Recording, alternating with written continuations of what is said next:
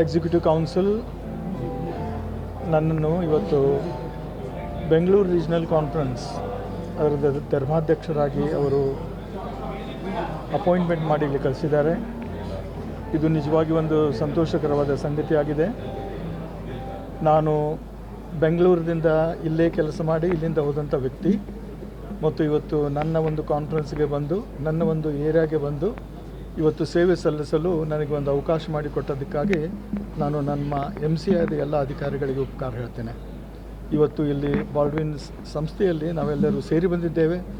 ನನ್ನನ್ನು ಸ್ವಾಗತಿಸಲಿಕ್ಕೋಸ್ಕರ ಎಲ್ಲ ಜನ ಕೂಡಿ ಬಂದಿದ್ದಾರೆ.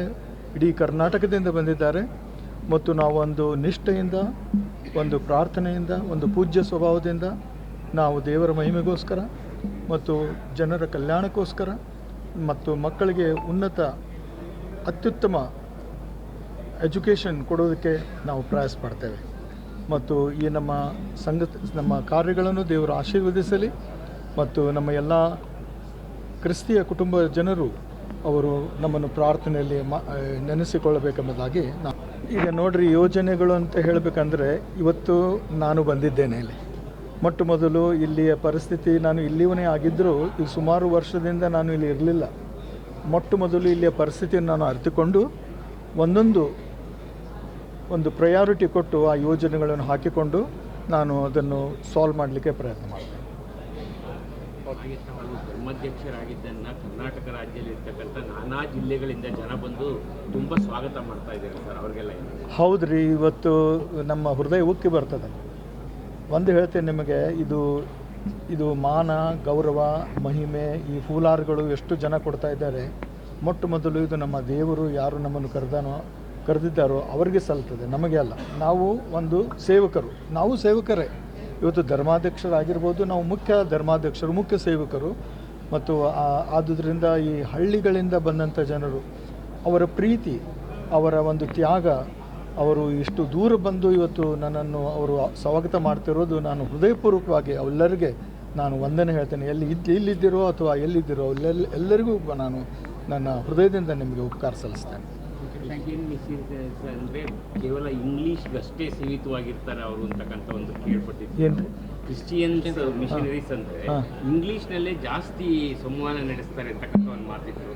ಆದರೆ ಇಲ್ಲಿಗೆ ಎಂಟೈರ್ ಕಾರ್ಯಕ್ರಮನ ಕನ್ನಡದ ಒಂದು ಕಸ್ತೂರಿ ಕಂಪನ ಹೌದ್ರಿ. ಏನು ಹೇಳ್ತೀರಾ? ನೋಡಿರಿ ಸರ್, ನಾವು ಕನ್ನಡ ಜನರು, ನಮಗೆ ಒಂದು ಸ್ವಾಭಿಮಾನವಿದೆ. ಕನ್ನಡದ ಜನ ನಾವು ಸೇವೆ ಮಾಡಬೇಕೆಂಬುದಾಗಿ. ಆದುದರಿಂದ ಈ ನಮ್ಮ ಮಿಷನರೀಸ್ಗಳು ಹೌದು, ಅವರು ಬಂದು ಕನ್ನಡ ಭಾಷೆಯನ್ನು ಕಲಿತವರು ಮಾಡಿದ್ದಾರೆ.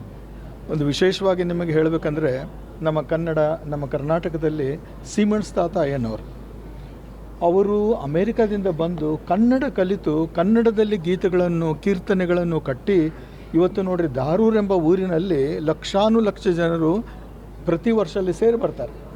ಆದುದರಿಂದ ಇದು ಭಾಷೆ, ಅದಕ್ಕಿಂತ ಮೇಲವಾಗಿ ಜನರ ಹೃದಯ, ಅದು ಪ್ರೀತಿ, ಅದು ಇಂಪಾರ್ಟೆಂಟು. ಆದುದರಿಂದ ನಾವು ನಮ್ಮ ಕನ್ನಡ ಜನರನ್ನು ನಾವು ಕನ್ನಡ ಭಾಷೆಯಲ್ಲಿ ಅವರನ್ನು ಸಂಧಿಸುವುದು ಇದು ಬಹಳ ವಿಶೇಷಕರವಾದ ಸಂಗತಿಯಾಗಿದೆ. ಆದುದರಿಂದ ನಾನು ಕೂಡ ಕನ್ನಡದಲ್ಲಿ ಎಷ್ಟು ಆಗ್ತದೋ ಅಷ್ಟು ನನ್ನ ಸೇವೆಯನ್ನು ಮಾಡಲಿಕ್ಕೆ ಪ್ರಯತ್ನ ಮಾಡ್ತೀನಿ. And I am very glad to inform all of you that Bishop Dr. Anil Kumar Sarvant has taken charge as the Bishop of Bangalore Regional Conference, which is one of the regional conferences of the Methodist Church in India. And today we are welcoming him here in Baldwin International School Auditorium. And Bishop Anil Sarvant is also the Bishop of Bombay Regional Conference, Chennai Regional Conference, Moradabad and North India Regional Conference. We are very glad to have him. The entire Bangalore Regional Conference members are here from various districts. They have come from far distances to welcome our own Bishop. Bishop Anil Kumar Sarvant belongs to Karnataka. So he is a Kannada Bishop. So we are very glad that we could have him here and we are welcoming him today.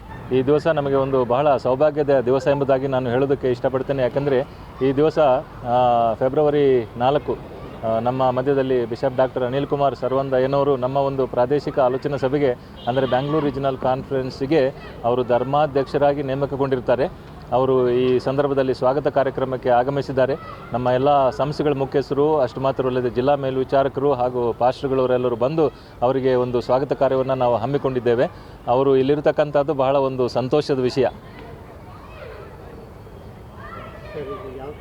ಪ್ರಕ್ರಿಯೆ ಆಗುತ್ತೆ sir select ಮಾಡೋಕ್ಕೆ? ಇವರು ಯಾವ ರೀತಿಯಿಂದ ನೇಮಕಗೊಂಡಿರ್ತಾರೆ ಅಂತ ಹೇಳಬೇಕಾದ್ರೆ, ನಮ್ಮ methodist ಚರ್ಚ್ನಲ್ಲಿ, ಮೆಥೋಡಿಸ್ಟ್ ಚರ್ಚ್ ಇನ್ ಇಂಡಿಯಾದಲ್ಲಿ ಒಂದು ದೊಡ್ಡ ಒಂದು ಬಾಡಿ ಇದೆ, ಅದು executive council of methodist church in India. ಅವರ ಒಂದು ನಿರ್ಧಾರದ ಮೇರೆಗೆ ಅವರು 31ನೇ ತಾರೀಕಿನ ದಿವಸದಲ್ಲಿ ಬಹುಮತದಿಂದ ನಮ್ಮ ಬಿಷಪ್ ಅಯ್ಯನವರನ್ನು ಈ ಒಂದು ಕಾನ್ಫರೆನ್ಸ್ಗೆ ನೇಮಕ ಮಾಡಿರ್ತಾರೆ. ಈ ಒಂದು ಕಾನ್ಫರೆನ್ಸ್ ಮಾತ್ರವಲ್ಲ, ನಮ್ಮ ಭಾರತ ದೇಶದ ಮೆಥೋಡಿಸ್ಟ್ ಸಭೆಯಲ್ಲಿನ ಅನೇಕ ಕಾನ್ಫರೆನ್ಸ್ಗಳಿಗೆ ಅವರು ಧರ್ಮಾಧ್ಯಕ್ಷರಾಗಿ ನೇಮಕಗೊಂಡಿರ್ತಾರೆ. ಆ ಒಂದು ನೇಮಕಾತಿಯ ಮೇರೆಗೆ ಅವರು ಇಲ್ಲಿಗೆ ಬಂದು ಈ ದಿವಸದಲ್ಲಿ ತಮ್ಮ ಒಂದು ಚಾರ್ಜನ್ನು ತೆಗೆದುಕೊಂಡಿದ್ದಾರೆ.